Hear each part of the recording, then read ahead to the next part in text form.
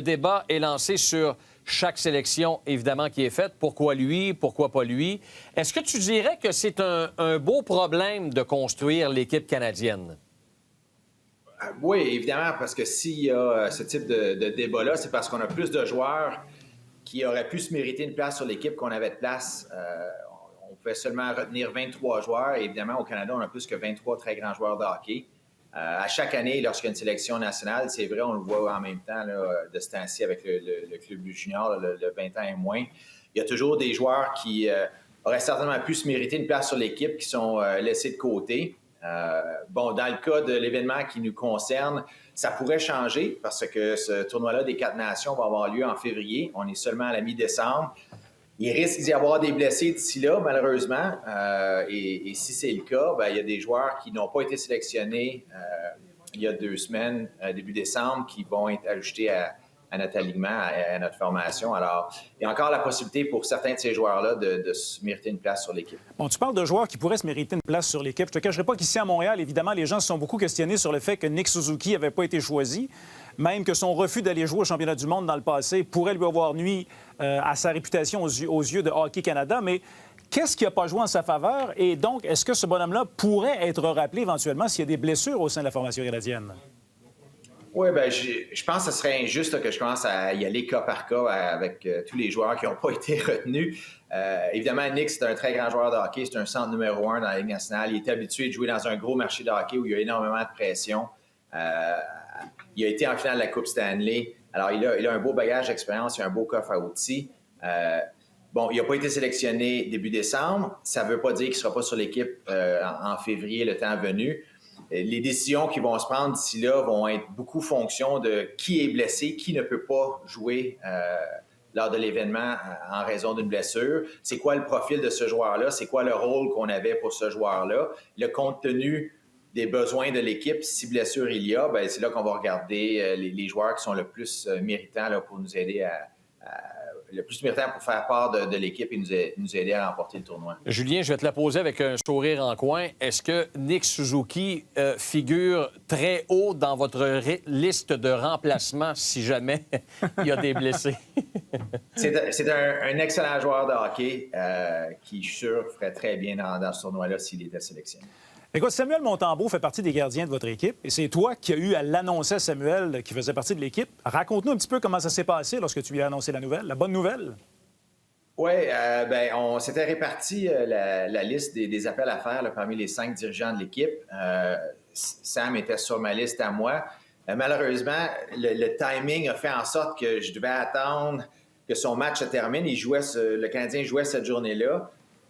Malheureusement, le Canadien a perdu cette journée-là, et ce qui fait que le timing était un petit peu moins propice. Il devait pas avoir le sourire aux lèvres au moment où je l'ai appelé, mais j'ai essayé d'y donner le sourire en lui annonçant cette sélection-là. Et évidemment, c'est un très grand honneur pour lui, comme ça l'est pour tous les joueurs qui ont été sélectionnés.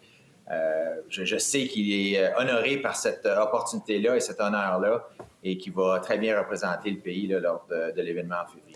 Écoute, Julien, 13 attaquants choisis. Il y en a 3 qui viennent de ton club, du Lightning de Tampa Bay. Tu es le DG adjoint. John Cooper est l'entraîneur-chef. Peux-tu nous expliquer comment ça se passe quand on vient pour délibérer à savoir quel joueur on prend par rapport à un autre? Est-ce que vous devez argumenter davantage avec les autres dirigeants pour faire valoir que vos joueurs méritent plus leur place que d'autres? Ou c'est un naturel parce que, en plus, le coach est le coach du Lightning? Non, je pense qu'on a essayé d'éviter ça, justement, les 5. On s'est donné on s'est donné comme responsabilité d'aller voir les joueurs. Moi, dans mon cas, d'aller voir Saint-Louis, d'aller voir Boston, d'aller voir Pittsburgh, d'aller voir Dallas, pour qu'on ait des opinions autres que celles du DG des différents joueurs de ces équipes-là lorsqu'on vient le temps de délibérer sur les sélections. La réalité, c'est que les joueurs du Lightning qui ont été sélectionnés, c'est des très grands joueurs de hockey. Brayden Point, c'est lui qui a le 3e plus de buts dans la Ligue nationale au cours des 2 dernières années, après Austin Matthews puis David Pastrnak. Brendan Hagel, l'année dernière, je pense, au niveau des points à 5 contre 5 parmi les joueurs canadiens, c'était McKinnon, McDavid, Crosby, Hagel, Point. Hagel était 4e parmi les Canadiens et il est un excellent joueur défensif, un des meilleurs en désavantage numérique au niveau de la Ligue nationale, connaît un excellent début de saison. Tony Cirelli, tous les soirs, va contre les meilleurs trios adverses, combine l'intelligence, le jeu physique, excellent sur les mises au jeu, excellent en désavantage numérique, a très bien fait pour le Canada par le passé, a été fini dans le top 5 pour le Trophée Selke à quelques reprises, a un excellent début de saison lui aussi. Alors, je pense que c'est des sélections qui... on n'avait pas besoin, ni John Cooper ni moi, de pousser pour ces joueurs-là. Ils avaient leur place dans... Écoute, sur le plan personnel, c'est une première expérience pour toi comme dirigeant au niveau international. Comment t'approches ce nouveau défi? Un petit peu comme tout le monde, c'est... D'abord, c'est un honneur. Il y a plusieurs dirigeants canadiens qui auraient pu être choisis là, pour jouer ce poste-là. Alors, je me sens privilégié d'avoir cet honneur-là. Et c'est surtout une responsabilité aussi. Une fois qu'on a le poste, là, on sent le poids de cette responsabilité-là de faire de l'excellent travail. C'est pour ça que je pense qu'on s'est donné, tous les dirigeants, là, on a traversé l'Amérique du Nord à quelques reprises dans les derniers mois pour voir le plus de matchs possible, voir le plus de candidats possible à l'équipe nationale pour avoir une bonne opinion. On a visionné des vidéos, on a lu des rapports, on a eu des conversations avec d'autres dirigeants qui connaissent ces joueurs-là. On voulait être très diligent et très rigoureux dans notre travail pour s'assurer d'avoir la meilleure équipe possible, augmenter nos chances de remporter le tournoi, parce qu'ultimement, c'est ça qu'on veut faire. On veut ajouter au palmarès de l'équipe nationale et remporter ce tournoi des 4 nations-là. Et aussi, on le doit aux joueurs qui sont sélectionnés et même ceux qui n'ont pas été sélectionnés d'avoir été très rigoureux dans le processus décisionnel pour être sûr là, que le processus a été le plus juste possible. Et est-ce que Julien Brisebois, le directeur général adjoint avec Hockey Canada pour la confrontation des 4 nations, est-ce que ça te donne, comment je dirais, est-ce que ça te donne des outils supplémentaires dans ton rôle de DG du Lightning quant à savoir des informations sur certains joueurs à travers le circuit? Oui, honnêtement, oui. Et c'est une expérience très enrichissante là, de pouvoir passer autant de temps avec les autres dirigeants de l'équipe, avec Ryan Getzlaf qui s'est greffé à notre groupe, qui est un joueur qui a participé aux Olympiques en 2010, en 2014, à la Coupe du monde en 2016, qui est un jeune retraité.